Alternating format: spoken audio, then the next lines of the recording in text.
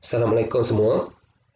Dalam video ini, cikgu nak terangkan eksperimen 6.6 iaitu membina persamaan ion plumbum 2 iodida melalui kaedah perubahan berterusan. Awak boleh buka buku teks muka surat 188. Okey. Cuba tengok buku teks muka surat 188 bahagian atas sekali. Saya bacakan. Pembinaan persamaan ion melalui kaedah perubahan berterusan. Okey, kaedah perubahan berterusan digunakan untuk membina persamaan ion bagi pembentukan garam tak terlarutkan. Sebelum ni kita dah belajar macam mana nak bina persamaan ion secara teori. Jadi, dalam video ini kita nak belajar macam mana kita nak bina persamaan ion melalui eksperimen pula. Kaedahnya nama dia kaedah perubahan berterusan. Okey, sebelum awak tonton video ini, cuba awak baca dulu sebentar. Okay, awak baca dulu eksperimen tu. Bila awak dah baca, awak dengar pula video ini. Okey, saya teruskan. Eksperimen 6.6. Okey, tujuan. Tujuan awak baca sendirilah ya. Sama saja macam dalam buku teks tu. Kemudian kita ada penyataan masalah, hipotesis, pemboleh ubah, dan juga bahan daradas sama saja macam dalam buku teks. Okey, prosedur saya terangkan. Langkah pertama, kita sediakan 8 buah tabung uji yang sama saiz. Syarat dia tabung uji tu mesti sama saiz. Dia letakkan pada rak tabung uji. Langkah kedua, kita ambil biuret yang bersih. Kita isikan dengan larutan plumbum 2 nitrat berkepekatan 0.5 mol. Seterusnya, dalam setiap tabung uji ni kan, kita isikan dengan 5 cm padu larutan plumbum 2 nitrat. Semua tabung uji ni kita isikan dengan 5 cm padu larutan plumbum 2 nitrat. Langkah keempat, kita ambil biuret yang kedua, kita isikan pula dengan larutan kalium iodida berkepekatan 1 mol per desimeter padu. Cuba awak tengok buku teks. Buku teks tu tulis 0.5 mol per desimeter padu. Awak tukar jadikan dia 1 mol per desimeter padu sebab kalau guna 0.5 mol dia tak jadi nanti. Kita tak dapat bacaan yang tepat. Okay, awak tukar guna pensel. Baik, langkah yang kelima. Okay, untuk tabung uji pertama, kita isikan dengan 1 cm padu larutan kalium iodida. Untuk tabung uji kedua, kita isikan dengan 2 cm padu larutan kalium iodida. Tabung uji ketiga kita isikan 3. Tabung uji keempat, kelima sampai ke-8 kita semua tambah 1. Rujuk gambar rajah ni. Tabung uji pertama isi 1 cm padu. Tabung uji kedua isi 2. Meningkatlah sampai 8 ni. Okey. Baik ya, bila larutan kalium iodida ditambah ke dalam larutan plumbum 2 nitrat, mendakan kuning serta-merta akan terbentuk. Mendakan kuning ini ialah garam tak larut plumbum 2 iodida. Awak tengok persamaan kimia ni, mula-mula tadi kita isikan dalam tabung uji tu dengan larutan plumbum 2 nitrat. Kemudian bila kita tambah larutan kalium iodida, serta-merta mendakan kuning akan terbentuk. Mendakan kuning tu apa? Mendakan kuning tu adalah garam tak larut plumbum 2 iodida. Hasil lagi satu adalah garam larut kalium nitrat. Okey. Kemudian kita ambil sebuah rod kaca dan kita masukkan ke dalam tabung uji pertama, kita putarkan. Tujuannya supaya campuran menjadi sekata. Okey, kemudian kita bilaskan rod kaca ni dengan sedikit air suling supaya mendakan tak terlekatlah pada rod kaca. Kita keluarkan rod kaca, kita masuk pula dalam tabung uji kedua, kita putar, buat macam tadi. Sampailah tabung uji ke-8. Okey. Ingat ya, semua tabung uji mestilah sama saiz supaya tinggi mendakan yang terbentuk tidak dipengaruhi oleh ruangan pada tabung uji. Tabung uji yang kita gunakan mesti sama saiz, tak boleh satu kecil satu besar. Sebab nanti kita nak ukur ketinggian dia. Kalau sama saiz, kalau tak sama saiz, ketinggian dia lainlah nanti ya. Baik ya. Kemudian setelah semua campuran menjadi sekata, kita biarkan tabung uji ini selama 30 minit. Nanti mendakan plumbum 2 iodida yang warna kuning ni akan mendap dekat bawah. Okay, jadi dekat atas tu apa? Dekat bawah ni mendakan plumbum 2 iodida, dekat atas tu satu lagi bahan, iaitu kalium nitrat, garam kalium nitrat yang larut. Jadi dekat atas. Seterusnya, kita ambil pembaris, kita ukur ketinggian setiap mendakan ni. Daripada tabur uji pertama hingga tabur uji ke-8 kita ukur ketinggian dia. Okey, awak tengok ya, ketinggian mendakan terbentuk meningkat secara beransur-ansur bagi beberapa tabur uji yang pertama dan kemudian menjadi mala. Awak tengok ya, daripada tabur uji pertama sampai tabur uji ke-4 dia meningkat secara beransur-ansur. Start tabur uji ke-5 dia dah stop meningkat dah. Sampailah 8 dia dah berhenti meningkat, dia dah menjadi mala. Kenapa? Okey. Baik ya, awak tengok. Dari tabur uji pertama hingga tabur uji ke-4, semakin banyak ion iodida bertindak balas dengan ion plumbum, maka semakin banyak mendakan plumbum 2 iodida terhasil dan semakin tinggi mendakan yang terhasil. Okey, mula-mula tabur uji pertama ni bila kita isikan dengan 1 cm padu larutan kalium iodida, dia akan menghasilkan mendakan lah.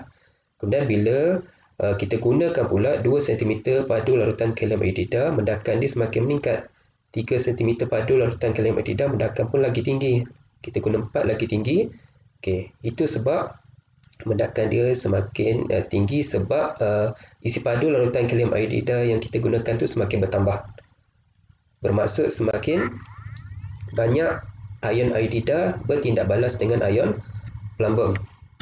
Okey, dalam tabur uji ke-5 awak tengok ya, tinggi mendakan adalah maksimum kerana semua ion plumbum telah bertindak balas lengkap dengan ion iodida untuk menghasilkan mendakan plumbum iodida. Okey, saya akan terangkan yang ke-6 ni pula ya.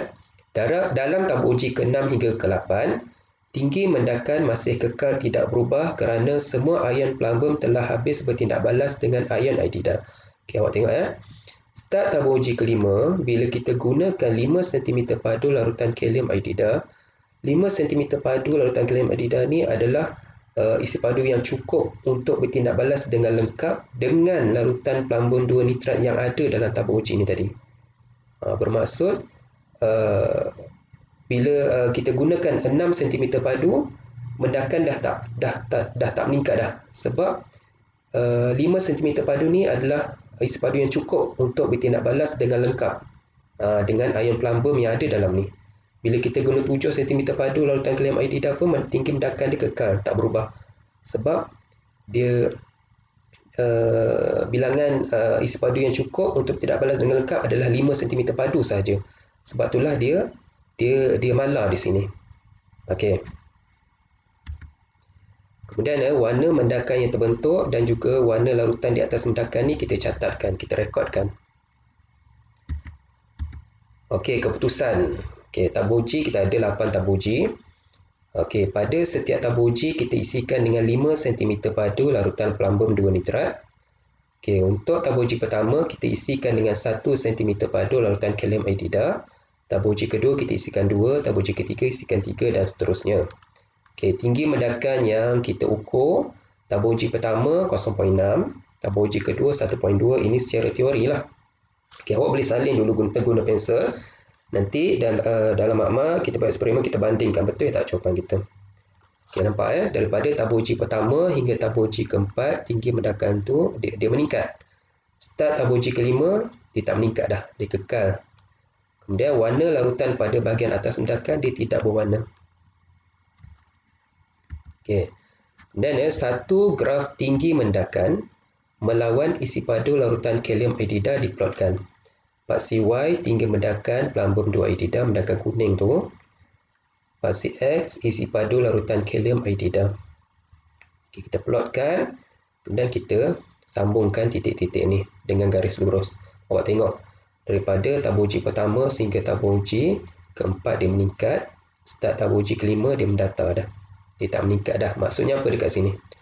Maksudnya semua ion iodida telah bertindak balas dengan lengkap dengan ion plumbum. Sebab tu dia tak meningkat dah. Okey. Tabung uji pertama yang mencapai ketinggian ledakan yang maksimum menandakan semua bahan tindak balas telah bertindak balas dengan lengkap. Tabung uji pertama yang mencapai ketinggian maksimum bermaksud semua bahan tindak balas telah bertindak balas dengan lengkap. Dekat sini tabung uji kelima. Dekat sini belum bertindak balas dengan lengkap lagi, tak habis lagi. Dekat sini baru semua bahan telah habis bertindak balas dengan lengkap. Dekat sini tak meningkat sebab bahan dah habis bertindak balas tadi kan. Okey. Ni graf ya. Tengok ya. Tabung uji pertama sampai tabung uji keempat dia meningkat. Start tabung uji kelima dia mendata dah. Okey. Tinggi ledakan malar. Okey, dekat sini maksudnya apa? Maksudnya isi padu minimum kalium iodida yang diperlukan untuk bertindak balas dengan lengkap dengan larutan plumbum 2 nitrat ialah 5 cm padu. Kita gunakan 5 cm padu barulah tindak balas telah lengkap berlaku. Okey, persamaan ion secara teori. Ingat lagi tak video sebelum ni? Saya dah tunjukkan macam mana kita nak membina persamaan ion secara teori. Langkah pertama, kenalah tulis persamaan kimia dulu. Okey, syaratnya persamaan kimia mestilah seimbang. Okey, bila dah seimbang, macam mana kita nak tulis persamaan ion? Nak bina persamaan ion kena hafal kan? Kena hafal apa? Okey, kena hafal tu, cerai dan jangan cerai. Okey. Tapi masalahnya kita tak tahu pun ini aqueous ke pepejal ke apa kan? Sebab tu lah kena hafal garam.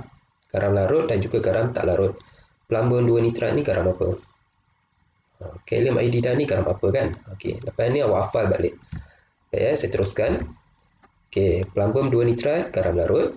Kalium iodida garam larut. Plumbum 2 iodida garam tak larut. Kalium nitrat garam larut.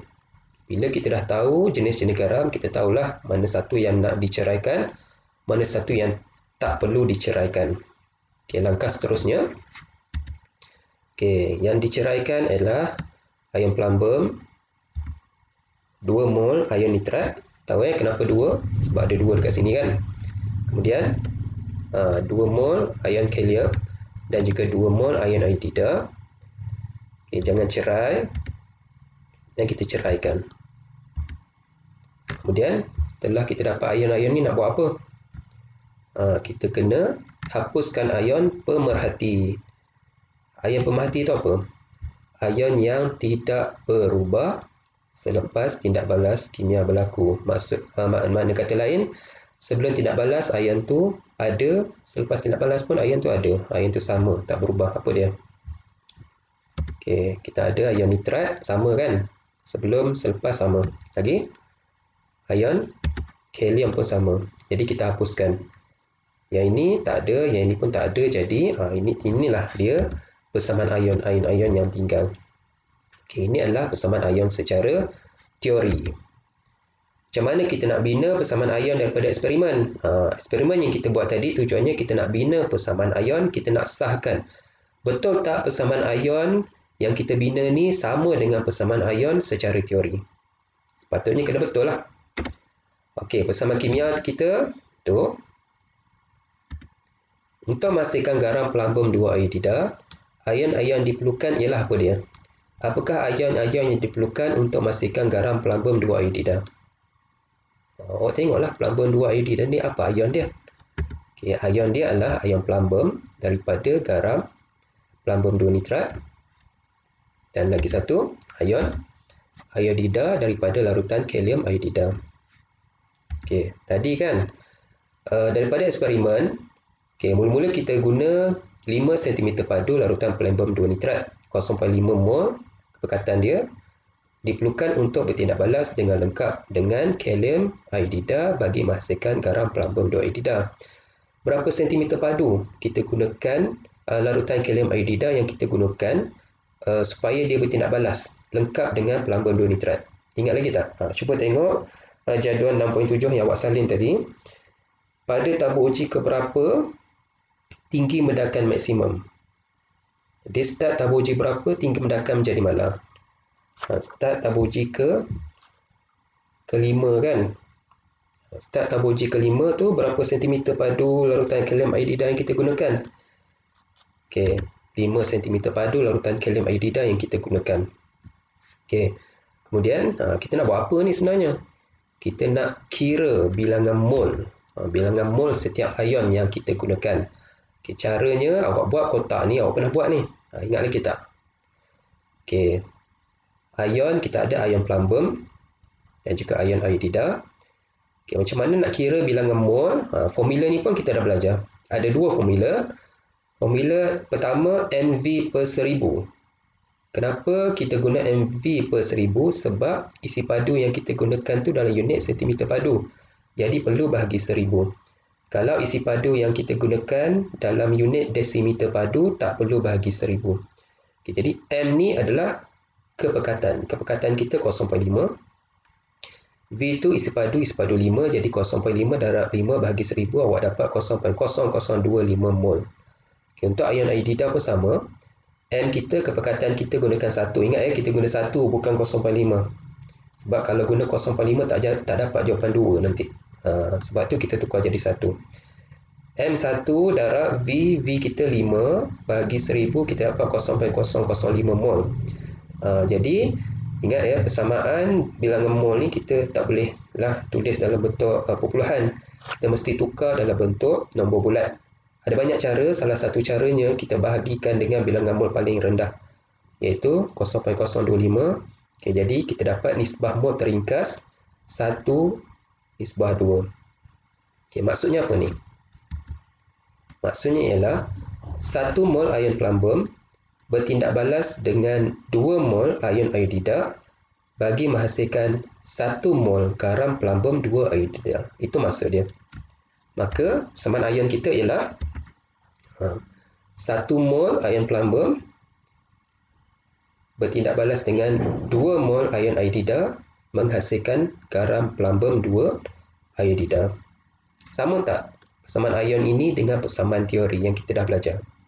Sama kan? Bermaksud eksperimen awak ni betul lah.